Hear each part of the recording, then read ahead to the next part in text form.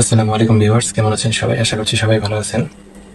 তো আজকে যে বিষয়টা নিয়ে আলোচনা করব সেটি হচ্ছে বাজেট রেখার ঢাল দুটি দ্রব্যের দামের অনুপাতের সমান।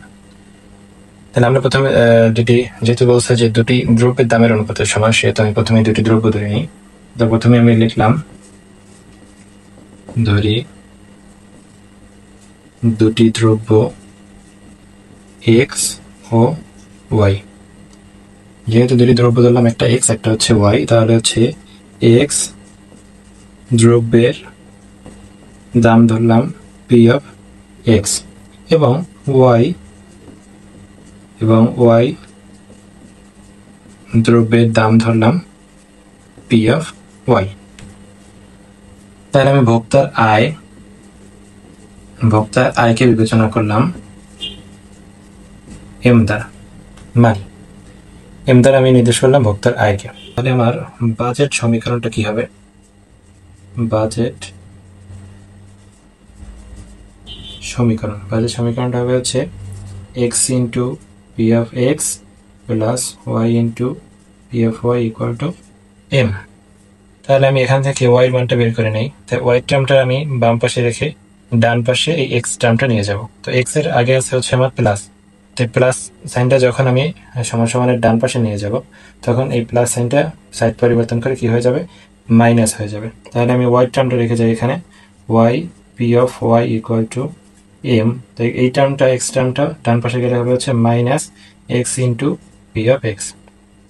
যেহেতু আমি এখানে শুধু ওয়াইটা রাখবো, ওয়াই রাখার কারণে আমার হচ্ছে ওয়াইটা রাখলাম। আর পি অফ ওয়াই আছে যেহেতু এখানে গুণে, তো ডান পাশে গেলে হয়ে যাবে ভাগে। তাহলে হচ্ছে m minus x into p x by p of y. তো দুটো যদি আমি আলাদা আলাদা করি, তাহলে হচ্ছে আমার m by p of y minus x into p x by p of y. তো পরবর্তীতে আমি যদি এই ওয়াই এর অন্তর্কলন করি, তাহলে আমার কি আসতেছে? তো আমি অন্তর্কলন করলে পাবো হচ্ছে, যেমন আমি লিখি বাজেট লেখার ঢাল, কমা দিয়ে লিখলাম dy by dx equal to d by dx. আমি এটা অন্তর্কলন করলাম। অন্তর্কলন করলে যেমন এখন ডি বাই ডিএক্স লিখলাম, তাহলে ওয়াই মানটা আমি কত পেলাম? M by P y, m by p of y. এরপর হচ্ছে মাইনাস, আর কি পেলাম? X p x by p of Y.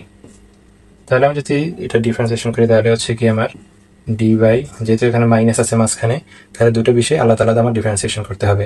সেক্ষেত্রে ডি বাই ডিএক্স আমি এম বাই পি ওয়াই লিখে ফেললাম, মাইনাস, আবার যদি লিখি ডি বাই ডিএক্স,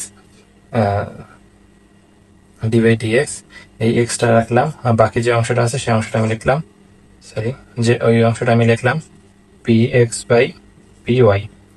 এই P x by P Y এখানে আগেও লেখা যায়, সমস্যা হয় না। তো এক্ষেত্রে আমি যেহেতু এক্স এর সাপেক্ষে আমি করতেছি ডিফারেন্সিয়েশন, তাহলে হচ্ছে কি এখানে ব্র্যাকেট আছে ওয়াই টার্ম, তো এক্স এর সাপেক্ষে ওয়াই কে ডিফারেন্সিয়েশন করা যায় না, এখানে কনস্ট্যান্ট হয়ে যায়, এই কারণে এটা মান হবে 0 মাইনাস। এরপরে ডি বাই ডিএক্স, এক্স এর মান হচ্ছে 1 ইন্টু এখানে যে বাকি যেটা আছে ওটা তো ডিফারেন্সিয়েশন নাই, p x by P y হয়ে যাবে। তো অন দ্বারা যা গুণ করবো সেই সংখ্যাটাই আমার থেকে যাবে, তাহলে হচ্ছে কি minus p x by P y. তো এটা সমান আমি লিখতে পারি বাজেট রেখার ডাল। তাহলে বাজেট রেখার ডাল আমার যেমন ঋণাত্মক আসছে, এই ঋণাত্মক মানটা প্রকাশ করতে পারি। তাহলে আমি লিখতে পারি ঢাল d y by dx equal to minus p x of p y. তাহলে আমি এইভাবে কথাটা লিখতে পারি, যেমন বাজেট রেখার ঢাল, এই হচ্ছে আমার বাজেট রেখার ঢাল। দুটি দ্রব্য কি? এক্স একটি দ্রব্য, ওয়াই একটি দ্রব্য, দুটি দ্রব্যের দামের, পি মানে হচ্ছে প্রাইস বা দামের, অনুপাত মানে হচ্ছে ভাগের সমান। তাহলে দুটি দ্রব্যের অনুপাতের সমান, তাহলে হচ্ছে বাজেট রেখার ঢাল দুটি দ্রব্যের দামের অনুপাতের সমান। আমরা এটি খুবই গুরুত্বপূর্ণ একটি প্রশ্ন এবার পরীক্ষার্থীদের জন্য, তো সবাই মনোযোগ দিয়ে দেখবেন।